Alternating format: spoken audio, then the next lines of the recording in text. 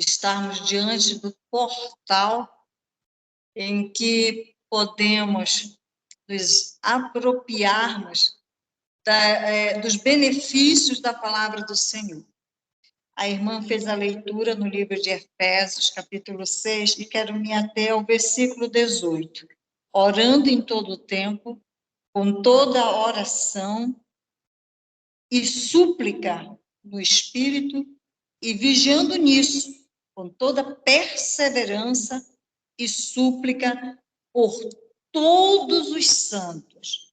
Mas eu quero conduzir vocês também a Mateus capítulo 21, versículo 18 em diante, que diz assim que de manhã, Jesus com os discípulos voltando para a cidade, Jesus teve fome, e ele avistou uma figueira perto do caminho, e dirigiu-se a ela, e não achou nela senão folhas, e disse-lhe: nunca mais nasça fruto de ti. E a figueira secou imediatamente.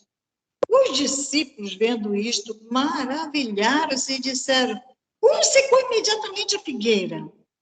Jesus, porém, respondendo, disse-lhes: em verdade vos digo, que se tiverdes fé e não duvidardes, não só fareis o que foi feito à figueira, mas até a este monte, se você disser, ergue-te, precipita-te no mar, assim será feito. E tudo o que pedirdes na oração, crendo, o recebereis. A ênfase aqui vai ser a questão da oração. E a gente percebe no livro de Efésios essa exortação para estarmos orando em todo o tempo. Todo o tempo orando em todo o tempo. E em Mateus a gente vê a dimensão da nossa petições a Deus, a nossa oração, a questão de orarmos em tempo todo, em todo o tempo, quando ela é amalgamada com a fé. E aí nós somos conduzidos a algo como que o mundo do impossível vindo acontecer. Mas eu quero falar aqui algumas características da natureza da oração. E a primeira característica da natureza da oração é a confissão. Né? Em Salmo 32, versículo 5, nós encontramos essa afirmativa. Então, reconheci diante de ti o meu pecado e não encobri as minhas culpas. Eu disse, confessarei as minhas transgressões ao Senhor. Em Daniel, capítulo 9, versículo 4, diz, orei ao Senhor, meu Deus, e confessei. Nós temos cometido pecado e somos culpados. Temos sido ímpios e rebeldes e nos afastamos dos teus mandamentos e das tuas leis. Não demos ouvidos aos teus servos, os profetas, que falaram em teu nome. E primeira epístola de João 1,9 diz, se confessarmos os nossos pecados, ele é fiel e justo para perdoar os nossos pecados e nos purificar de toda a injustiça. Vale ressaltar que um dos impedimentos de nos inibir a adentrarmos essa dimensão profunda que no livro de Mateus nos é revelado, do poder que está disponibilizado aos que oram e creem no Senhor Jesus. E uma delas é a questão de encobertar as nossas maldades, né? Isaías 59:2, as suas maldades se separam vocês do seu Deus, os seus pecados esconderam de vocês o rosto dele, e por isso ele não os ouvirá. Então, a primeira questão aqui colocada é uma autoexame, uma autoanálise, porque nós, enquanto brasileiros, somos muito assim de apontador de dedos. Existe distúrbio psicológico em que a pessoa, ela é tipo assim, o outro é o espelho das suas falhas, mas só é o outro que tem e a pessoa não tem, que é uma distorção, também chega a ser uma distorção de caráter. Então, a gente percebe que, antes de tudo, antes de eu me lançar a essa profundidade e vivenciar a plenitude do que Jesus falou, eu preciso dar uma examinada para ver como é que estou, como é que estão as questões de ódio, de ira, de raiva, obras da carne. E que a gente vai se auto-justificando em vez de ir confessando ao Senhor os nossos pecados, as nossas maldades, as nossas fragilidades, né? As nossas fraquezas. Então, eu quero, neste momento, abrir um parêntese e fazer uma intercessão pela nossa nação brasileira e vou me colocar enquanto nação pecadora que somos na presença do Senhor. Pai, em nome de Jesus Cristo, enquanto nação brasileira, reconheço, Senhor, que somos uma nação pecadora. Somos uma nação, Senhor, que se distancia de Ti, que vira as costas para Ti. Eu reconheço e confesso ao Senhor que, enquanto nação, nós somos uma nação, Senhor, que de forma em oculto e secreto lança, Senhor, pelos ralos, pela lama, pelo matagal, fetos, vidas que foram geradas no útero de mulheres. Senhor, como nação pecadora que somos, temos, Senhor amado, nos dado a idolatria. Senhor, mas eu confesso a Ti,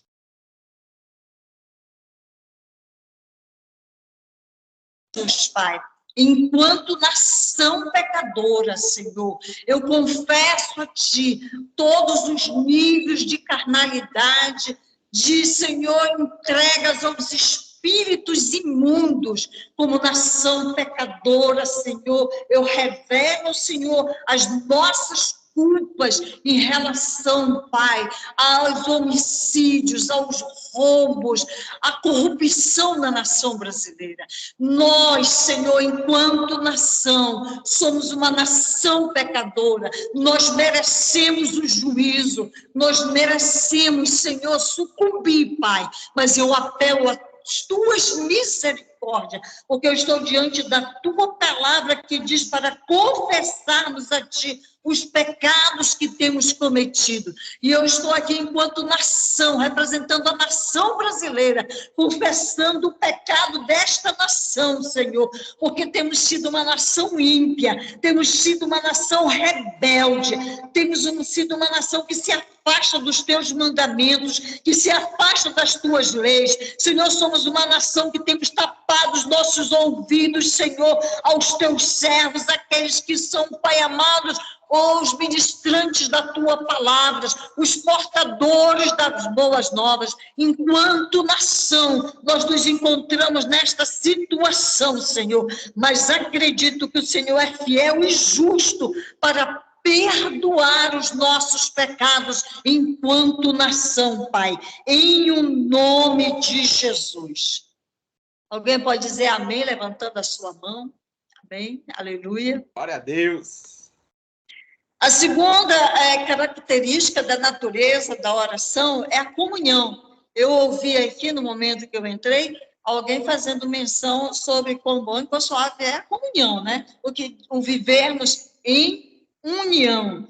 E comunhão é isso, é uma vida em comunidade e uma vida em união. 1 Coríntios, capítulo 1, versículo 9, diz assim: Fiel é Deus, o qual os chamou à comunhão com seu Filho Jesus Cristo, nosso Senhor. Olha só que privilégio, porque nós fomos chamados, normalmente a gente diz assim, porque eu fui chamado para ministrar, para ir para as outras nações, para fazer um trabalho específico, para desenvolver algum trabalho social, mas na realidade nós fomos chamados para termos comunhão com Jesus, comunhão com o Senhor.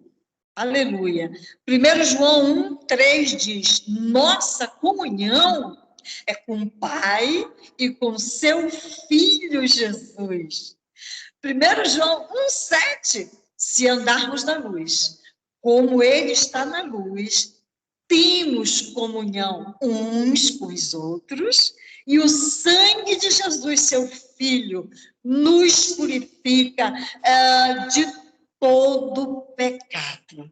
Viver em comunhão com os céus, ter comunhão com Jesus, isso é imprescindível. Momentos atrás, aqui na Casa das Nações, nós estávamos em nosso momento de oração, e nós retratamos aqui a palavra de Jesus, quando é dito assim, que bateram na porta, Jesus, abre essa porta, né? Porque eu fiz milagre, eu operei milagres, preguei a tua palavra e fiz tantas coisas, mas Jesus disse, eu nem conheço vocês, né? Porque eu fiz coisas no teu nome. Uma coisa é se utilizar do nome de alguém, outra é ter comunhão com esse alguém. E então a gente percebe que antes dos milagres, antes da pregação, se faz necessário vivenciar. Isso aqui é um decreto, esse decreto. Deus nos chamou, né? Nos chamou para termos comunhão com seu Filho, Jesus Cristo. É o estar na presença dele, com ele, se alimentando da palavra dele, vivenciando a palavra dele. Então, nós já vimos duas características da oração, que é a confissão de pecado meu e a comunhão. E agora eu vou fazer uma nova inserção e intercessão por conta de placas denominacionais haverem barreiras de termos comunhão uns com os outros, porque aqui está escrito em João 1,7, se andarmos na luz, como Ele está na luz, temos comunhão uns com os outros. E ainda no Brasil há esse resquício de autoidolatria denominacional, ao ponto de menosprezar aos outros irmãos pelo fato de não fazerem parte da estrutura de CNPJ da qual nós fazemos parte. E eu quero fazer essa oração. Senhor, Mateus deixou escrito para nós que você, Jesus, falou que se nós orarmos com fé, nós podemos dizer para o monte, ergue-te, lança-te daqui para fora. Na autoridade do nome de Jesus Cristo, diante da palavra do Senhor, na qual eu creio, eu repreendo e ordeno que toda altivez de coração, toda soberba, toda autoidolatria denominacional saia do caminho da igreja brasileira e lança-te por terra, porque o Senhor chamou a cada um de nós para termos comunhão com os céus, mas termos comunhão com os nossos irmãos aqui na terra. Eu ordeno, segundo a palavra do Senhor, que me autoriza a orar dessa maneira, que saia da nossa frente toda inimizade por conta de barreiras denominacionais, em o nome de Jesus. Quem pode dizer amém? Uhul. Terceira característica da oração é adoração. Gênesis 22:5.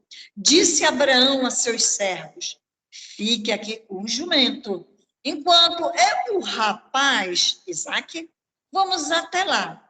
Depois de adorarmos, voltaremos. Aí eu aprendo aqui que adoração tem a ver com renúncia, tem a ver com obediência, tem a ver com sacrifício.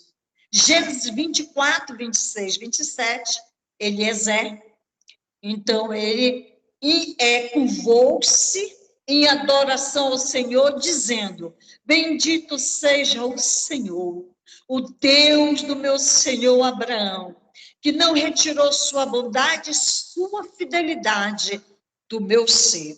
E aí eu aprendo aqui que a adoração é elogiar a Deus, é exaltar as qualidades de Deus, é colocar o Senhor em primeiro lugar. É o Senhor, é o reino de Deus, é o Deus Todo-Poderoso em evidência. Isso não significa que toda canção é uma adoração, mas toda adoração é uma adoração, né? Então, que nós venhamos vivenciar a centralidade da Trindade, Pai, Filho e Espírito Santo, porque trazer e mencionar aqui esta noite que existem muitos altares em que não há mais adoração às qualidades, ao poder de Deus, e sim aos homens, ao eu, ao ego, ao que a humanidade faz. E é um momento para nós refletir. E o que é que nós fazemos? O que nós fazemos é para a glória do Senhor, é para exaltar, para evidenciar o poder dele. Isto é adoração. Mas não existe adoração sem obediência. Aí vamos para a quarta característica. 1, 2, 3, 4. Louvor. Salmo 97, 12. Alegre-se no Senhor, justos, e louve o seu santo nome. Salmo 105, 1, 2.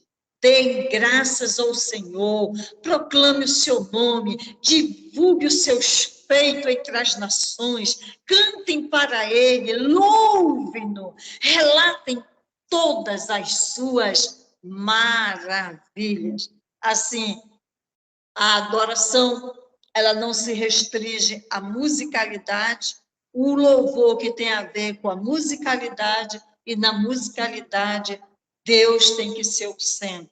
As virtudes do Senhor têm que ser o centro. E aqui já serve de referência para fazermos análises de muitos louvores que estão bombando aí pelo meio das redes sociais, e analisarmos e ponderarmos o que é verdadeiramente louvor e adoração ao Senhor. E aí a gente não pode esquecer a quinta característica, é a gratidão. Daniel, capítulo 6, versículo 10. Quando Daniel soube que o decreto tinha sido publicado, foi para casa, foi para o seu quarto, no andar de cima, onde as janelas davam para Jerusalém. E ali fez o que acostumava fazer, 3 vezes ao dia. Ele se ajoelhava e orava, agradecendo ao seu Deus. Pare e pense aqui. Havia um decreto, uma sentença de prisão, de morte, de anulação, anulação de Daniel. E ele não quebrou a rotina de comunhão com o Senhor. Não foi justificativa para agora não dá tempo, agora eu tenho que encher a minha mente de preocupação, eu estou muito preocupado, porque eu tenho que preservar a minha honra, não, isso daqui, não, depois eu me entendo com Deus. Não. O problema, a realidade estava ali diante dele, né? Na época, provavelmente, não era essa nomenclatura, mas a Polícia Federal já estava no encalço dele, e ele foi orar. Ele foi retroalimentar a comunhão dele com os céus, né? E a gente sabe a resposta no que deu tudo isso. 1 Tessalonicenses 5,18. Deem graças em todas as circunstâncias, pois esta é a vontade de Deus para você em Cristo. E eu quero agora, mais uma vez, fazer uma intercessão e agradecer ao Senhor. As circunstâncias não são favoráveis, as circunstâncias não são motivos de sorriso, porque a nossa alegria, ela independe das circunstâncias. A nossa alegria, ela está alicerçada pelo fato do nosso nome estar escrito no livro da vida. Mas existem circunstâncias, pressões sociais, pressões psicológicas, as atitudes que nós estamos vendo de homens que estão em situações de figuras de autoridade, de uma certa forma, agindo com abuso de poder, com decretos não muito diferentes a estes que foi dados na época de Daniel. E a intenção era que se encerrasse a oração, a comunhão de Daniel com o Senhor. A história se repete. Muitos têm ficado entristecidos, muitos têm indo para o caminho da depressão, mas aqui é como um luzeiro vem a nós a lembrança, esse fato de Daniel, e a receita como tem que ser o posicionamento dos que têm comunhão com o Senhor, é orar e agradecer. Pai, apesar das circunstâncias estarem todas contrárias, apesar de terem decretos tais quais este, Senhor, que Daniel conviveu, viveu, tomou a existência. Eu quero te agradecer, Senhor, até mesmo por nossos irmãos e irmãs que estão em estados de prisioneiros. Eu quero te agradecer, Senhor, pelo tempo que o Senhor escolheu para que estivéssemos, Senhor, sendo participante do corpo de Cristo aqui na terra. Ramanda, canta, rabaxéia. Aleluia! Eu bendigo o teu nome, Senhor, por o Senhor ter nos escolhido para vivenciarmos esses dias maus, esses dias que o apóstolo São Paulo disse para Timóteo, nos últimos dias os homens serão cruéis, mas a igreja estará e está na terra, e o Espírito do Senhor está aqui. O mesmo Espírito que habitava na vida de Daniel é o mesmo que está conosco. Nós te rendemos graça por isso, Senhor. Porque maior é aquele que está conosco do que aqueles que operam na vida daqueles que se lançam para a satisfação do reino das trevas. Mas eu te agradeço, Senhor, por sermos escolhidos, Pai amado, para estarmos diante dos portais, para destruir as fortalezas do maligno, porque as armas da nossa milícia não são carnais, mas poderosas em Deus para destruir as fortalezas do maligno. Em o nome de Jesus, Pai, em o nome de Jesus, que os leões tenham as suas bocas fechadas, que esse espírito de murmuração, de contenda, de falsidade, de cantaria, xaramadecábias, se cale na autoridade do nome de Jesus Cristo. E que o anjo com a espada demanda, raia, chaia, risque, debaixa na bateia, esta nação de norte a sul, de leste a oeste, rixa da cantana baixeia, e que haja fogo, Senhor, mas o fogo que queima, Senhor, a iniquidade e que destrói os altares de Ramon Xeramamaia, ofertado, Senhor, aos principados e potestades malignas. Eu te agradeço pelo levantar, Senhor, da nação brasileira, de homens e mulheres, Senhor, que se utilizam, Pai querido, da alma, Senhor, do espiritual, que é a oração de Rabaxodecanta, Ramanaia. Graças eu te dou, Senhor, por esta vigília, Pai querido, com a reunião, Senhor, de pessoas de vários estados, Senhor. Eu te louvo, Senhor, pelo despertar. Eu te louvo, Senhor, pelo decreto, Pai, do avivamento na nossa nação brasileira, na igreja brasileira. Alamamaia, Xandecanta, Ramacheia. Eu te louvo, Senhor, porque todo este calor, Senhor amado, da oposição do reino das trevas está produzindo, Senhor, um despertar, Pai. Eu te agradeço pelas circunstâncias, Senhor, na nossa nação brasileira, pelo sacudir das vidas, Senhor amado, e pelo saculejo que o Senhor está dando, e as máscaras estão caindo. Muito obrigado, Senhor. As nossas vidas estão na palma de tuas mãos, Senhor. Ah, Senhor, tão certo como tu vives, eu creio, Senhor, no poder e eficácia, Pai amado, de adentrarmos pelo novo e vivo caminho, na qual podemos ter acesso ao trono da tua graça. Aleluia, canta rabacheia, em o nome de Jesus. Aleluia. Aleluia.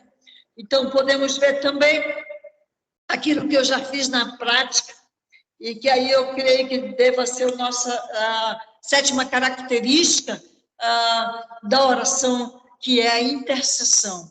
A intercessão é se colocar entre algo, alguém, alguma coisa e Deus, e servir de porta-voz a Deus, para que as bênçãos, a cura, a conversão, a transformação chegue até aquela pessoa que está sendo o nosso alvo de amor, né?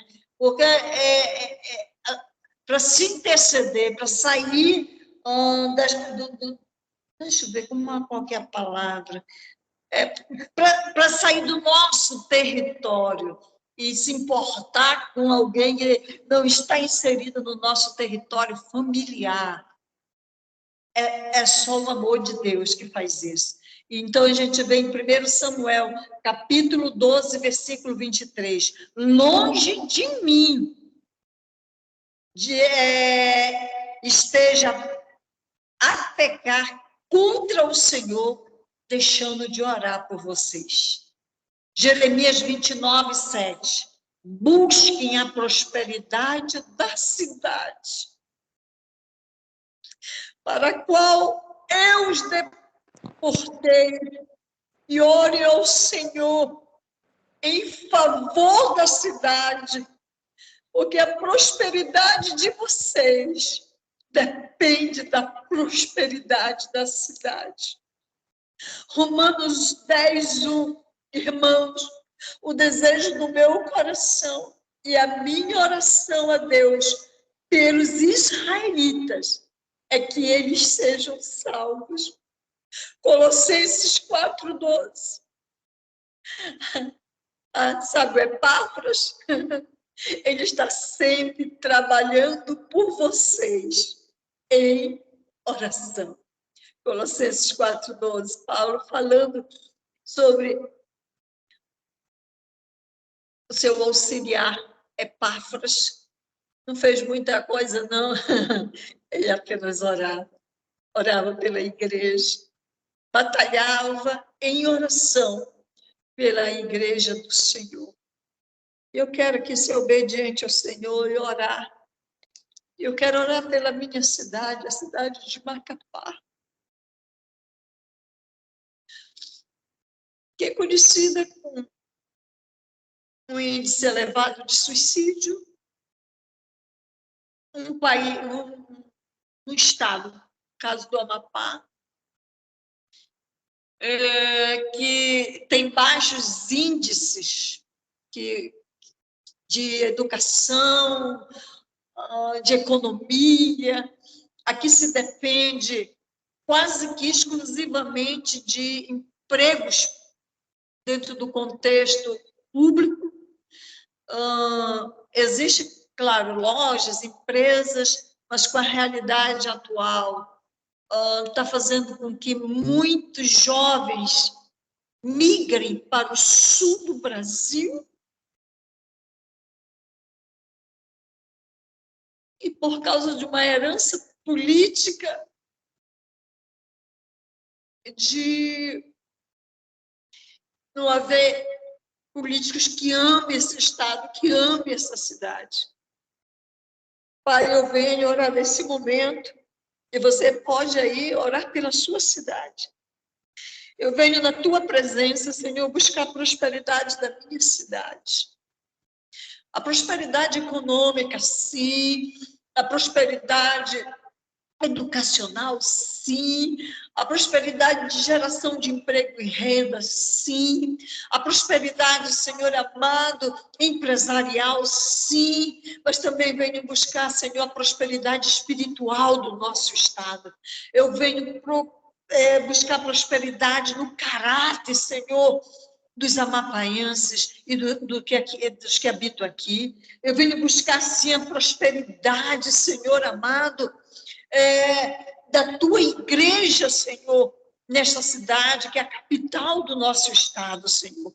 Em nome de Jesus Cristo. Porque se nós orarmos, está escrito que é seu decreto, se nós orarmos aqui a favor da nossa cidade, Senhor, porque a prosperidade da cidade depende, a nossa prosperidade depende da prosperidade da cidade, Pai.